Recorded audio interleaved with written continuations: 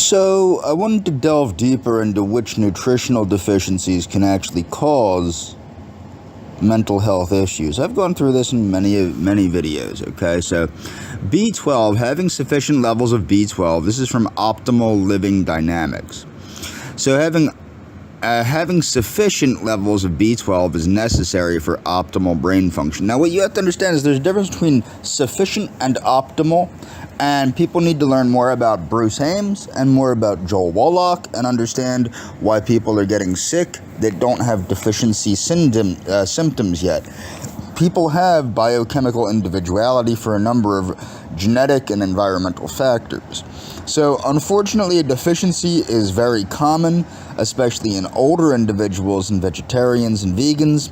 And even if you eat meat and you're young, you may still be deficient. And that's what people don't understand. People think that only vegetarians and vegans need to take a B12 supplement. No.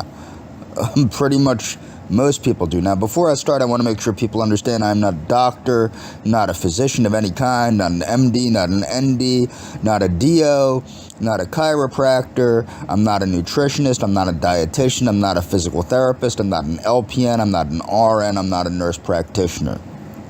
This video does not constitute medical advice.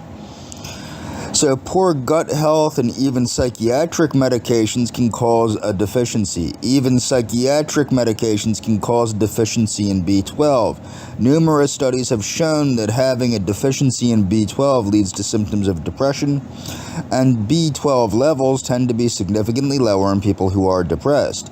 In one study, subjects with B12 deficiency were 2 times as likely to be severely depressed as non-deficient subjects. B12 is found primarily in animal foods, and beef liver is an excellent source. This person takes a beef liver capsule or capsules. I would recommend just taking B12. It's number one, it's most likely vegan, and number 2, it's you're not getting the negatives that you could get from the liver. Vitamin D and vitamin K2. If you take K1, K1 is converted to K2, and if you eat green leafy vegetables, the K1 gets converted to K2. People should read Dr. Terry Walls' book. Vitamin D is a fat-soluble vitamin that your skin synthesizes when exposed to the sun. The lower your D levels, the more symptoms of depression you are likely to have. Unfortunately, reports indicate that D deficiency is widespread. Okay? Most people still don't get enough vitamin D from the sun, especially during the winter.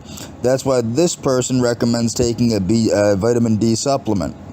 Okay, research does show that taking a D3 supplement is effective at reducing symptoms of depression.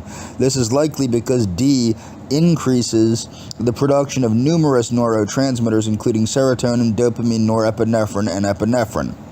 It's important to test and monitor your D levels before and after supplementing with it. You can get a toxicity, although it is rare. Having a deficiency in vitamin B6 can cause depression. It can contribute to depression. So vitamin B6 can contribute. Okay, so it can boost your mood because it plays a role in the production of neurotransmitters in your brain, including serotonin and dopamine. It also lowers homocysteine. Okay, research shows that people with depressive symptoms tend to have low levels of B6. A vitamin B6 deficiency also contributes to chronic inflammation, which is one of the main underlying root causes of depression. One study found supplementing with vitamin B6 can reduce depressive symptoms by lowering homocysteine levels. When this person took antidepressants for depression, multiple functions and integrative doctors suggested vitamin B6. Vitamin C. Having low levels of vitamin C, which smoking can lower your vitamin C as well as other antioxidants, and a lot of mentally ill people smoke cigarettes. Researchers have found that poor vitamin C status is associated with increased symptoms of depression. Animal research also shows that a vitamin C deficiency can lead to low levels of dopamine and serotonin in the brain. Okay, as you probably know, vitamin C can be found in foods such as peppers, citrus fruits, green leafy vegetables, broccoli, tomatoes, and berries. These foods are included. Now, I personally Right now, I take about, because I do have, sometimes I get seasonal allergies. So right now I take about, I'm taking 16 grams of vitamin C a day. And I wouldn't recommend other people take 16 grams of vitamin C a day. Remember, I am not a physician, and this is not medical advice. But vitamin C is indeed quite safe. I recommend people read Linus Pauling's book. The book's title is How to Live Longer and Feel Better by Linus Pauling, and he outlines a very nice program of how to live longer and feel better right in the beginning of the book. It's not very difficult. In addition to getting vitamin C from fruits and vegetables, this person takes 500 grams, he meant to say 500 milligrams of vitamin C every day. Folate. Folate, or vitamin B9, is an essential B vitamin. It also helps with homocysteine, of course. So researchers have found that if you are depressed, you likely have lower levels of folate circulating in your blood. Good dietary sources of natural folate. Now you'll notice a lot of these, I've dealt with these nutrients in videos I've done on delaying human aging. Okay? And other people have dealt with these nutrients in the delay of human aging. And the reason why is because they delay human aging. A lot of chronic diseases are manifestations of early aging of various systems of the body, which is why I strongly recommend people read Morgan Levine's book, True Age. So, good dietary sources of folate include leafy greens, asparagus, broccoli, cauliflower, strawberries, avocado, beef liver, and poultry. These foods are included in this person's free grocery shopping guide. Okay. Again, methylfolate can be effective at treating depression because it helps, well, folic acid does too, as long as you can methylate it. It lowers homocysteine levels. Thiamine is also known as B1. It is an essential water-soluble nutrient. Okay? Research shows that lower levels of B1 are associated with a higher prevalence of depressive symptoms. I take 1 gram of B1 a day, 500 milligrams in the morning, 500 milligrams in the evening. I take it because I take high doses of certain amino acids that B1 helps to utilize.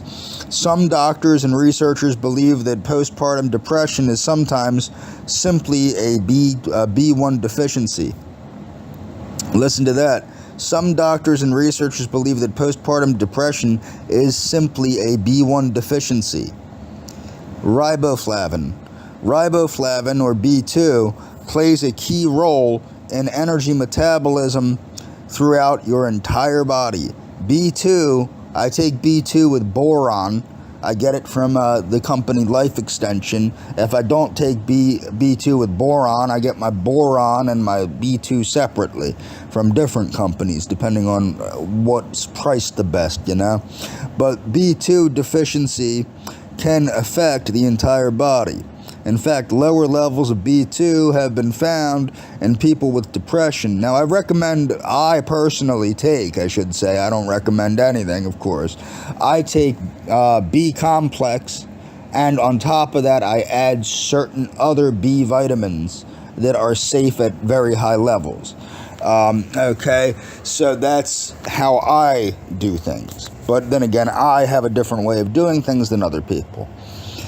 These foods include, so B2 include pasteurized eggs, or pasture-raised eggs, leafy vegetables, beef liver, mushrooms, sunflower seeds, and almonds. These foods are included in their free grocery shopping list. Okay, if you'd like, you can also supplement with B2. Supplementing with B2 helps lower homocysteine and reduces depressive symptoms. Inositol, or inositol. Inositol is a naturally occurring molecule. It's a type of sugar, actually. Okay, so it's made in the body. Inositol, or inositol, is how I say it, can be found in many foods, particularly fruit, especially cantaloupe and oranges. It used to be considered a B vitamin called B8, but currently it is no longer considered an essential nutrient because your body can produce inositol. Now, this is what you need to understand. Your body can produce D3. Okay, does that mean D3 is not a vitamin? Think about that.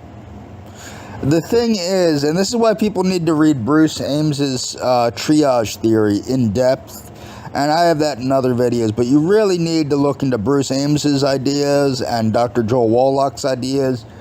Getting enough and getting optimal levels are two different things. Enough might not be enough.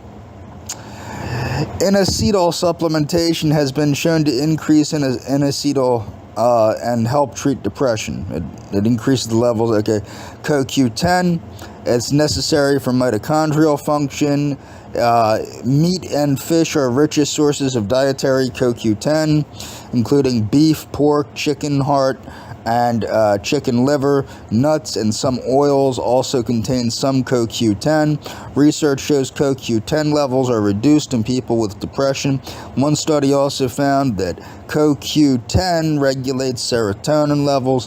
CoQ10 has been shown to improve fatigue and reduce depressive symptoms. Mineral deficiencies. This is a big one, especially if you follow Dr. Wallach. Okay. So what you have to understand is magnesium is a vital mineral that participates in more than 300 biochemical reactions in your body. Unfortunately, a lot of people are deficient in magnesium. This is because a lot of people do not eat the mandatory amounts of vegetables recommended by the government.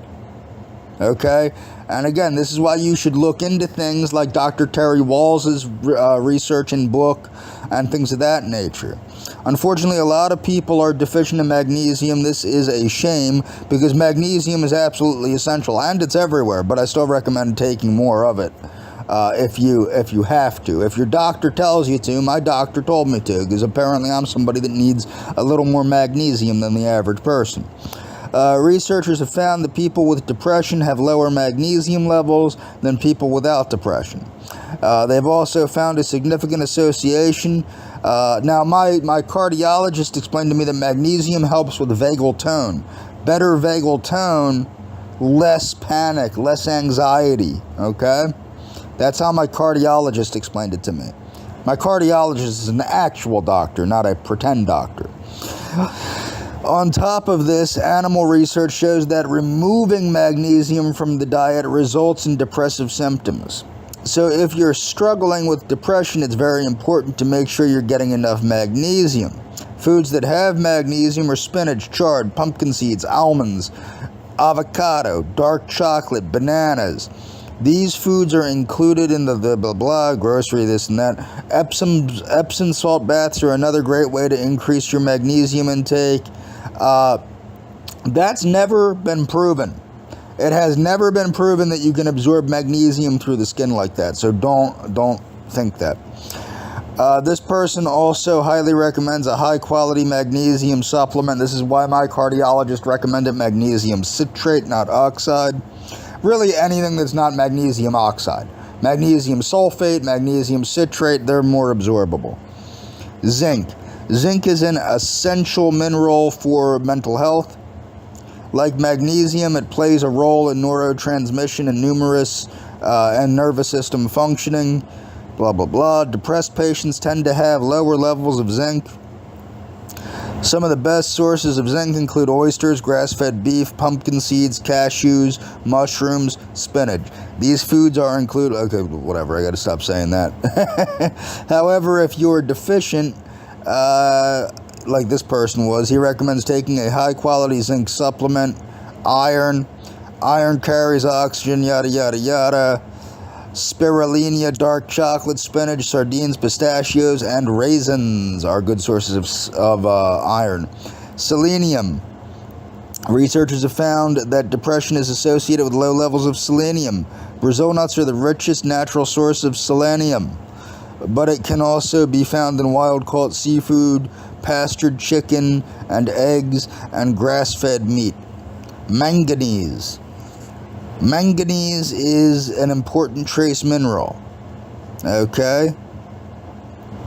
Now, it's in excess manganese is a neurotoxin and can lead to manganism, a neurodegenerative disorder that causes dopaminergic neuronal death. Okay. So this is dihomogamma-linoleic acid, or DGLA. GLA is what I used to call it back in the day. So yeah, this is essentially what evening primrose oil.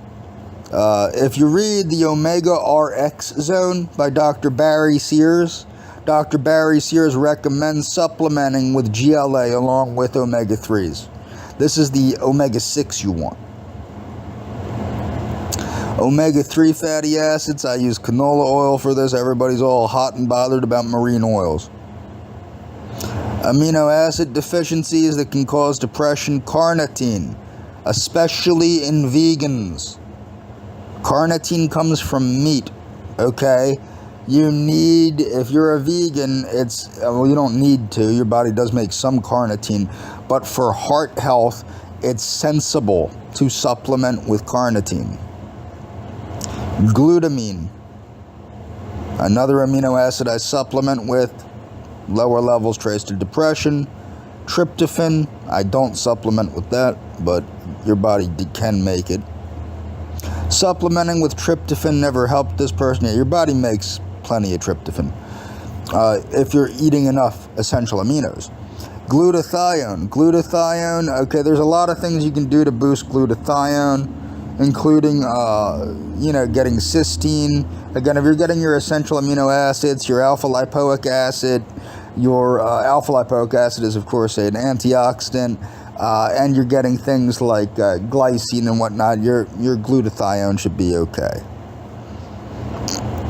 N-acetylcysteine, or NAC. Again, N-acetylcysteine is a wonderful supplement. N-acetylcysteine does not occur in nature. That's why they're iffy whether it's a drug or a supplement. But it busts up mucus. It's a wonderful supplement. But more importantly, they found that in the elderly, giving the elderly N-acetylcysteine with just N-acetylcysteine reverses glutathione deficiency and puts their glutathione levels, which is it's a naturally occurring antioxidant made by the body, an extremely powerful one, that N-acetylcysteine reverses the decline of glutathione levels in the elderly. Moving forward. So this is from PubMed Central. This is Understanding Nutrition, Depression, and Mental Illness. This is the introduction here, yada, yada, yada. Not important. About, supplements and whatnot. Okay. So what you need to understand, for a lot of people, this is going to be an introduction to nutrition. Okay, so carbohydrates are naturally occurring polysaccharides and play an important role in the structure and function of an organism. In higher organisms, they have been found to affect mood and behavior. Eating a meal rich in carbohydrates triggers the release of insulin in the body. Insulin helps let blood sugar into cells where it can be used. Consumption of diets low in carbohydrates tends to precipitate depression. Proteins are made up of amino acids and are important building blocks of life. As many as 12 amino acids are manufactured in the body itself, and the remaining 8 essential amino acids have been supplied through diet. A high-quality protein diet contains all essential amino acids. Protein include meat, milk, and other dairy products and eggs. Plant proteins such as beans, peas, and grains may be low in 1 or 2 essential amino acids. Protein intake and, in turn, the individual amino acids can affect the brain, blah, blah, blah. Many neurotransmitters in the brain are made from amino acids. The neurotransmitter dopamine is made from the amino acid tyrosine. Okay, and the neurotransmitter serotonin is made from tryptophan. Essential fatty acids, omega-3 fatty acids. The brain is one of the organs with the highest levels of lipids. Your brain is essentially a lot of fat. You have a fat brain, okay? Brain lipids composed of fatty acids are structural constituents of membranes, blah, blah, blah, blah, blah. So what you need is your your essential omega-6s and your essential omega-3s, and you need a good ratio of them, and your, Bruni's, so let's see here. It was omega-3 fatty acids that participated in the first coherent experimental demonstration of the effect of dietary substances on structure and function of the brain. Experiments were first of all carried out on ex vivo, meaning outside the body, cultured brain cells, then on in vivo, meaning inside the body, brain cells. Finally, the physiochemical, biochemical, physiological, neurosensory, and behavioral parameters. These findings indicated that the nature of polyunsaturated fatty acids present in formula milks for infants, determines the visual, cerebral, and intellectual abilities. So, if a baby formula or breast milk lacks omega-3s, this is why breastfeeding is so important in infants, and don't think that you stop needing omega-3s once you get older. You don't, you still need them, but the thing is, these are so important in the structure and function of the brain that they literally have been found to help determine visual, cerebral, and intellectual capacity of infants. B-complex vitamins. Okay, we've gone through this previously, but yeah, B12. Clinical trials have indicated that vitamin B12 delays the onset of signs of dementia if it is administered in precise clinical timing window before the onset of the first symptom. Supplementation with cobalamin enhances cerebral and cognitive functions in the elderly. It enhances cerebral and cognitive functions in the elderly. It frequently promotes the functioning of factors related to the frontal lobe. Folate. It has been observed that patients with depression have low blood folate levels, so which are on average lower. They're 25% lower. Controlled study has been reported to have shown that merely 500 micrograms of folic acid enhance the effectiveness of antidepressant medication. So imagine if you were taking a higher dose of folate. Folate's critical role in brain metabolic pathways has been well recognized by various researchers who have noted that depressive symptoms are the most common neuropsychiatric manifestation of folate deficiency. Minerals, calcium, Check out Wallach. This is why Wallach wants you getting your calcium. Got to get your 90 essentials. A recent study showed that selective serotonin uptake inhibitors inhibit absorption of calcium. The drugs that they give you for your psychiatric issues are inhibiting your ability to absorb nutrients that prevent psychiatric symptoms and also result in broken bones, and in the elderly, broken bones can lead to death as well as in the younger people. Chromium. Many studies on the association of chromium and humans' depression have been recorded, which indicate the significance of this micronutrient in mental health. Chromium deficiency causes obesity. Chromium deficiency causes diabetes. Iodine. The iodine provided by the thyroid hormone ensures the energy metabolism of the cerebral cells during pregnancy. The dietary reduction of iodine induces severe cerebral dysfunction, eventually leading to cretinism. Seaweed. Get seaweed. Okinawan diet. Ikigai diet. Look it up. Iron. Iron is necessary for oxygenation and to produce energy in the cerebral and for synthesis of neurotransmitters and myelin. You need myelin to protect the outer sheath of your nerve cells, to protect the value, the quality of the nerve transmission, so that your nerves aren't playing whisper down the lane, so that when one nerve says one thing, it gets to the end of it saying the same thing. Iron concentrations in the umbilical artery are critical during the development of the fetus, and in relation with the IQ in the child. Infantile anemia, which is associated, iron deficiency is associated with disturbance in the development of cognitive functions. Okay, so research findings pointed out that twice as many women as men are clinically depressed. This gender difference starts in adolescence because of menstruation. Now, as a vegan, I take a multivitamin with my iron in my multivitamin because you sometimes don't absorb the non-heme iron as much as you would the heme iron, which can be a good thing but also can be a bad thing. But I take a multivitamin with iron. You're not going to die if you take a multivitamin with iron, okay? And again, I'm not a physician, so this is not medical advice.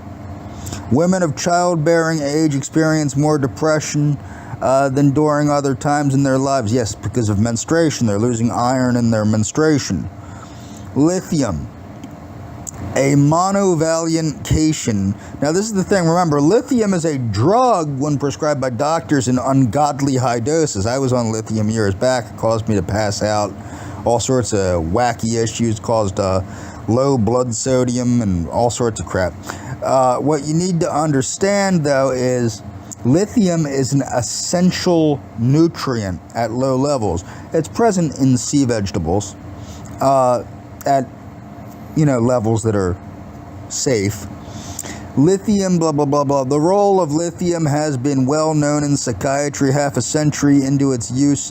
It was a choice for bipolar disorder with anti-manic, antidepressant, and anti-suicidal properties. Now, they found that places with a high lithium in the water, in the mineral water, the water coming from the tap, have lower rates of depression and lower rates of suicide.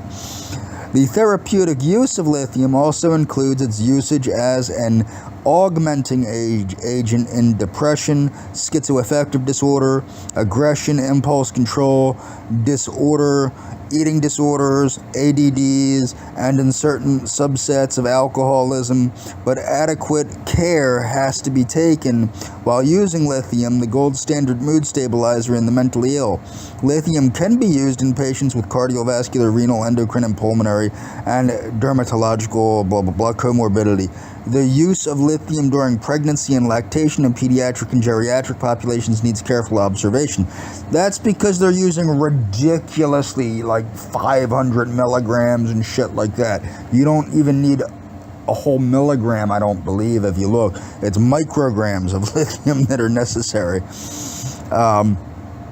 Selenium, okay? Blah, blah, blah. University of Wales indicated low selenium intake is associated with lowered mood status. Okay. Zinc. Zinc participates, among others, in the process of gustation. At least 5 studies have shown that zinc levels are lower in those with clinical depression.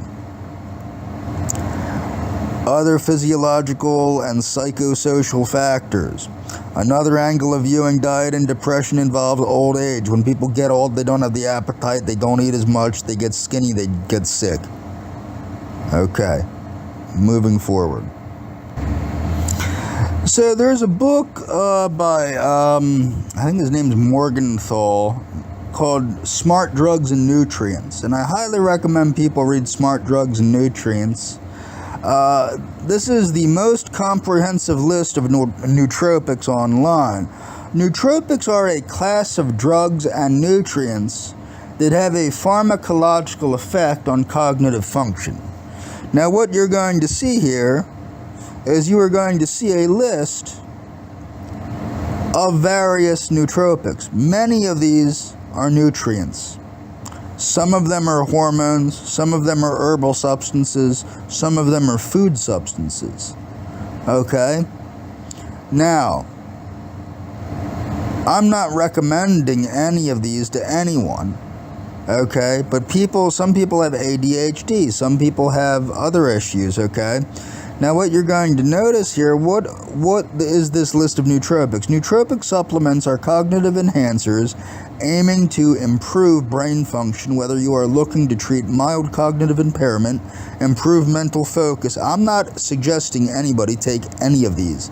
And of course, with herbs and things like, you could have reactions, and you should speak to a physician before taking anything, okay? Or at least a dietitian, for that sake.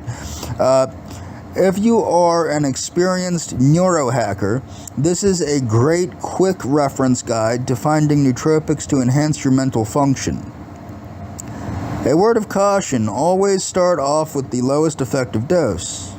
Acetyl L-carnitine, this is a form of L-carnitine, is an acetylated form of L-carnitine, a derivative of the amino acid lysine, which is naturally produced in your liver and kidneys. Okay, blah, blah, blah, blah, blah. It boosts memory, mental alertness, fluid thought, and is a strong antioxidant. Okay, this is a type of choline here, an essential You get it from raw beef liver. Nobody's eating raw beef liver. Codfish, spinach, blah, blah, blah, blah, blah. Alpha lipoic acid. This is one that I think people should actually take. This is one I personally take because it helps with so many things, and it helps, and this is why people need to read Nicholas Perricone's books, especially The Wrinkle Cure. Okay, alpha lipoic acid, used as a nootropic, is a synthetic version of lipoic acid, a compound naturally occurring in your body. This antioxidant is necessary for cellular energy production. ALA boosts energy levels, protects the brain cells from free radical damage, and improves memory. Recommended dosage, 200 to 400 milligrams per day. I take 200 milligrams twice a day, once in the morning, once in the evening. So, I don't take this, but ashwagandha I don't take, but other people I know have had luck with it. So, it means smell of the horse. As a nootropic, ashwagandha helps relieve stress, fatigue, restore energy, and boosts concentration as an adaptogen. The typical recommended dose of ashwagandha is 250 to 500 milligrams per day. Astaxanthin. You'll notice a lot of these I may have mentioned as anti-aging supplements. Artichoke extract. Look at this on your own, okay? So, 5 medical conditions that mimic psychiatric disorders. I know I went over this already, but I want to go over it again. Certain medical conditions can erroneously point to psychiatric disorders. What is happening here is certain medical conditions are causing psychiatric symptoms. Okay? There's nothing magical about quote-unquote psychiatric disorders. Psychiatric disorders are a cluster of symptoms. Okay? If you have a couple stragglers out there that are symptoms that aren't blah, blah, blah, they don't fit in, yada, yada, yada, well, what, we forget about those symptoms? People have symptoms. They do not have psychiatric disorders. What's causing the psychiatric symptoms could be any number of things, from a medical condition that's not being treated because you're going to a psychiatrist instead of a doctor, or a doctor doesn't care and a doctor is saying it doesn't exist, or you have real life problems that are upsetting you that aren't being taken care of because, again, you're going to a psychiatrist and your therapist is practicing voodoo instead of helping you get to the root cause of your problems. So, according to research, an estimated 12% of psychiatric admissions were tied to an unidentified physical illness. This can lead to worsening illness and dire consequences for patients. An estimated 12% of psychiatric admissions. Okay, 12%, probably much higher, I would say, have been most likely due to unidentified physical illnesses. This can lead to worsening illness and a dire consequence for patients. Practitioners can hone their diagnostic skills by knowing common conditions that can mimic psychiatric disorders, including delirium, dementia, infection, epilepsy, traumatic brain injuries, and more.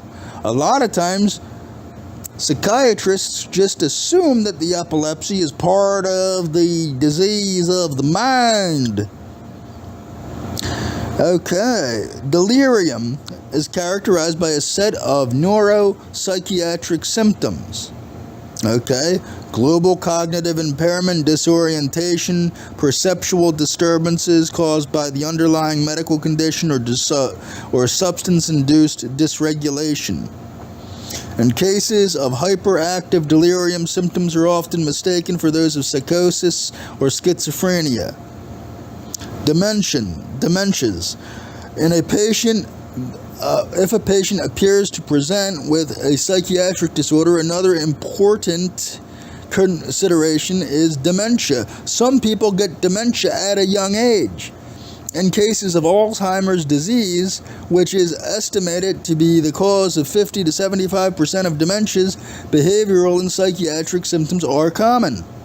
Hallucinations experienced by a patient with Alzheimer's tend to be visual compared with those experienced by patients with psychiatric disorders, which tend to be auditory. Epileptic seizures, again, we know what a seizure is, and an EKG scan ultimately revealed epileptic events. Traumatic brain injury, you get hit on the head. Infections, various infections can cause psychiatric issues, and these are all being ignored by psychiatrists. The role of lead and cadmium in psychiatry. Psychiatric disorders are associated with long-term disability and huge social and economic costs. The possible influence of heavy metal exposure on public health remains a matter of concern. A recurring research question that persisted among researchers in neuropsychiatry has been, are psychiatric patients more likely to have a high body burden of lead or other heavy metals? Should environmental lead and cadmium be implicated in the etiogenesis of psychiatry given the characteristic high environmental pollution in sub-Saharan Africa? Neurological diseases and disorders are rarely unidimensional, okay?